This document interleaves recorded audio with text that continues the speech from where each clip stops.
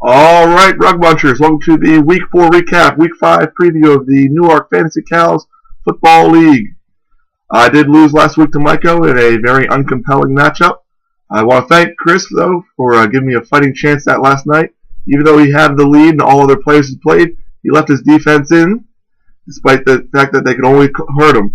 Now, unfortunately for me, they did not score negative 30 points. They scored in the positive like a defense actually should, and I lost. But I want to appreciate that. Now, Maiko does go into what is clearly the marquee matchup of the week against Eric. The projections have them neck and neck, and it's looking like it should be a good match. Maiko is going out on a limb, putting Big Ben in, trying to get some of that hoofy homer juice that worked for him so well last week. And Chris, I really didn't think you were going to win because Eric Lucas has made a fatal flaw by putting Doug Martin into his lineup. Hurt him all year last year, and I think that's pretty much going to end his season this year. So it was a good run while it lasted, buddy. Although Eric did use that to beat Mark last week. Mark, you called it out right. Your birthday present was the largest margin of defeat for the season so far. 81-point ass kicking. You've got that prop bet pretty well wrapped up, which unfortunately means that Eric has the largest margin of victory. Looking pretty good also. That's something for the rest of us to fight for and try to get.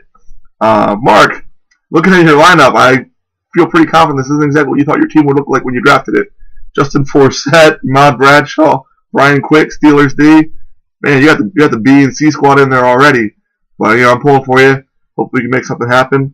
You're going against Mikey T this week, so at least one of you is guaranteed a second win, which is nice. Mikey T's playing wide receiver roulette. He's got 4 guys that kind of bounce back and forth. Some scoring good this week, some scoring good the next week. It looks like that Vincent Jackson, Jerry Macklin are on your bench, which means they're sure to have monster weeks. Now, last week, Mikey T did lose to Becker, who finally got his first win, which is unsurprisingly what happens when Jamal Charles finally shows up, 32 points out of him, looking like what a first-round draft pick is supposed to look like. Now, we'll see what happens as he goes on next week to play Smith, who's had a season of so-so performances pretty much across the board from his team. The trick to beating Smith is just to have all of your players not do terribly, and you should be okay, because he puts up those middle-of-the-road numbers pretty much every week, it looks like. That was, of course, good enough to beat Kirch. Now, Kirch, I want to take a moment and personally thank you. I feel like this season has been... I've had a hard time getting a grasp on it. A lot of the fantasy heavyweights are having poor seasons, all these injuries, people that have previously been doing terrible or doing well. Sorry. And it's like everything I know about fantasy football seems to not be true anymore. But there's one constant still remaining, and that's how absolutely god-awful you are at fantasy football. Holy shit. You're so bad, you even made LaShawn McCoy bad. We didn't think that was possible. 1 point out of him. Are you kidding me? Just embarrassing. And you're sure to lose again going against Hoopy this next week, who's still a fucking powerhouse. So he remains undefeated. He has actually tied his win total for last year, which was 4-9, so he could lose out the rest of the year, which, fingers crossed. At worst, he would tie his previous season.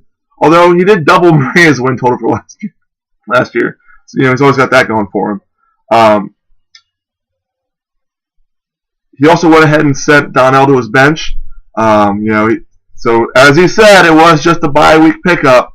Although I would be willing to wager that if someone offered him anything decent for Julius Thomas, he would surely trade him just to have an excuse to put him back into his lineup and go back to his old Homer ways. Looks like the force is finally starting to right itself. So I'm happy about that. Few big performances from him last week, though, who beat Pat.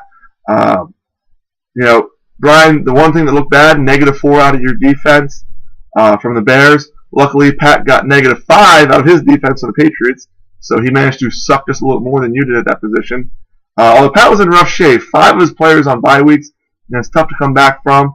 Of course, now he's playing me, he's got his full lineup back, but that's alright. I'm going to wager that I have a huge breakout performance and beat him handily, and it will be awesome, and I will laugh in his face, which will be a lot of fun, because it's just fun.